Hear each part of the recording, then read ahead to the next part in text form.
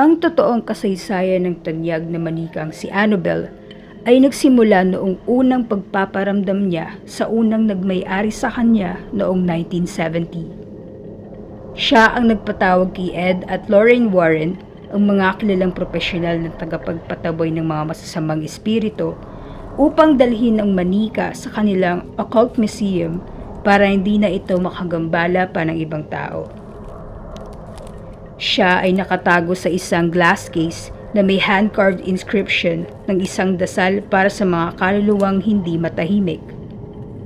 Naangiti, nakatitig sa iyo habang nasa loob ng kahon.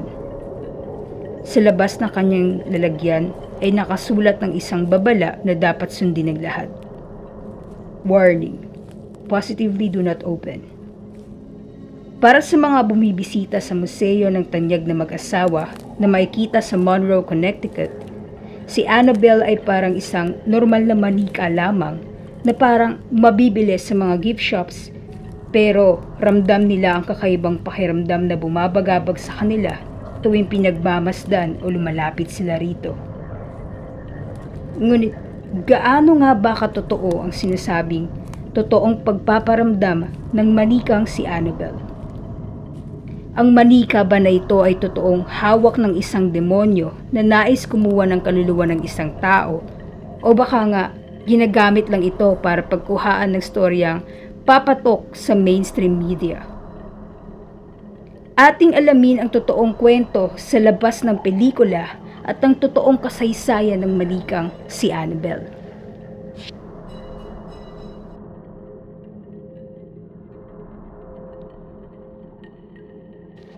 Ibang-iba ang itsura ng manikang si Annabel sa counterpart niya sa film kung saan siya naging bida. Malaperlas na kutis ang makikita natin sa mga pelikula, ngunit ang totoong Annabel ay malayong malayo sa itsurang ating nakagisdan. Ang manikang makikita sa larawan ay ang totoong itsura ni Annabel. Pinagtahi-tahi, nakangiti, may tatsulok na ilong, at ika nga, normal na manika ang turing nila rito. Hindi mo akalaing binabalutan ng kakaibang misteryo. Kung tatanungin mo ang mag-asawang Ed at Lorraine Warren noon, ang dalawang mag-asawa ay namayapa na. Tiyak na sasabihin nila sa iyo ang pagpaparamdam ni Annabel sa kanila habang namamalagi sila sa museo. Ayon pa sa mag-asawang demonologist, ang manika ang responsable sa dalawang near-death experiences kasama ang isang nakakamatay na aksidente at ilang pagpaparamdam na umabot ng halos 3 dekada.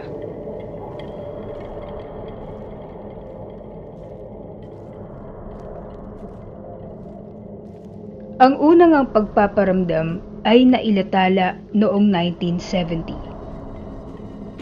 Mga panahong kakalikha pa lamang kay Annabel. Ang kwentong ito ay binahagi ng dalawang babaeng unang nakaranas ng pagpaparamdam ng manika. Si Annabel ay isang regalo noon ng isang nurse na kilala bilang Donna. Ito ay regalo ng kanyang nanay para sa ika-28 na kaarawan niya. Dinala ni Donna ang manika sa kanilang dorm room kung saan kasama niya sa kwarto naninirahan si Angie. Nagsimula ang pagpaparamdam noong napansin nilang parang nagpapalipat-lipat ng pwesto ang manika. Bukod pa doon, madalas rin daw nakakakita ang dalawa ng mga mensahe na tulungan mo ko sa mga papel sa bahay sa dorm room nila. Samantala, para sa mga vlogger na nangangailangan ng high-quality camera, ang SJ-Cam SJ4000 camera ang para sa inyo. Waterproof, 30 FPS frame rate, 4,000 video capture resolution with wireless Wi-Fi underwater riding. Bukod sa super affordable ang kamerang ito, all of its features are comparable sa mga sikat na vlogging camera tulad ng Canon at Nikon. Upang magkaroon ng high-quality content para sa iyong video, i-click ang link sa description box at mag-avail ng SJ4000 camera.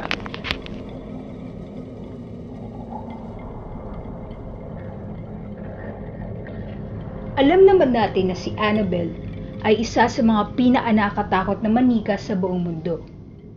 Bukod sa mga na-experience ni Donna at ni Angie sa kanilang dorm room, meron pang isang tao na magpapatunay na mayroong nananahan na kaluluwa sa loob ng manika. Ang kasintahan ni Angie, na tatawagin nating Lou, ay madalas na naikituloy sa apartment ng dalawa. Isang araw, habang mag-isa lamang sa loob si Lou, bigla daw siyang nakarinig ng kalabog sa loob ng kwarto ni Donna. Kahit nalabag sa loob, pinasok niya ang kwarto para tingnan kung may magnanakaw, pero ang nakita niya lamang ay si Annabelle na nakahiga sa labag.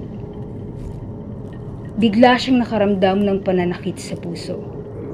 Nang tingnan niya ito, napasigaw siya dahil punong-puno ito ng kalmot at dugo. Matapos ang 2 araw, bigla na lamang itong nawala. Dahil sa pangyayaring yun, napagdesisyon ng dalawa na kumuha ng isang demonologist para malaman kung totoo nga bang mayroong paranormal activity na nangyayari sa loob ng bahay.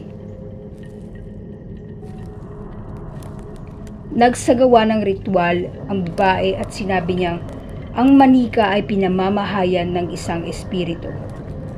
Ang kaluluwa na ito ay isang 7-year-old na batang babaeng natagpuan mismo sa apartment nila. Ang pangalan ng batang babae na ito ay Annabelle Higgins.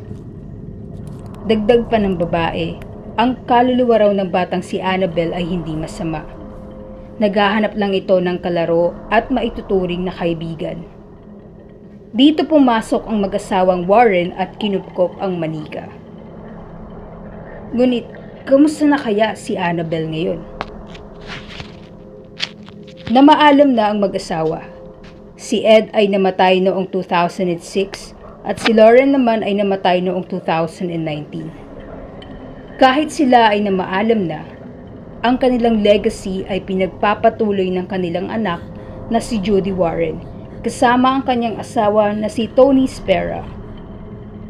Bago na maalam si Ed noong 2006, pinagkatiwala niya ang kanyang anak, kapangyarihan, museo, maging si Annabelle kay Tony Spera.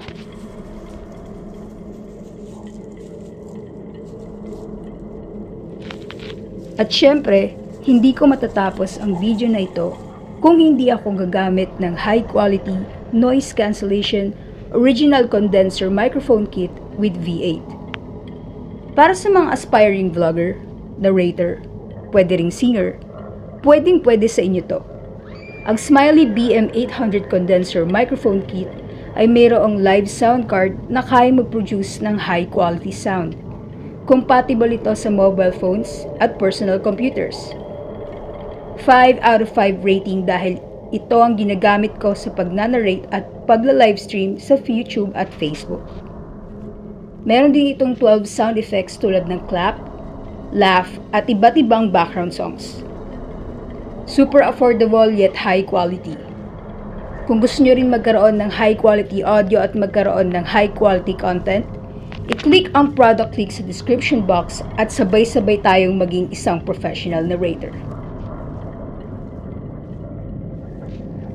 Ngayong alam na natin ang kasaysayan sa loob ng storya ng manikang si Annabelle, maaari ba nating sabihin na ito ay totoo at naganap sa totoong buhay?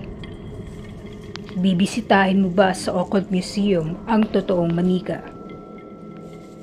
Kung gusto mong maging updated sa mga nakakatakot na kwentong hango sa totoong buhay, pindutin ang like button, subscribe at notification bell. Maaari ring ibahagi ang iyong tunay at nakakatakot na kwento sa comment section o sa aming official Facebook page. Kaninong kwento ang gusto niyong marinig sa susunod na Night Shift Stories episode? Salamat sa pakikinig.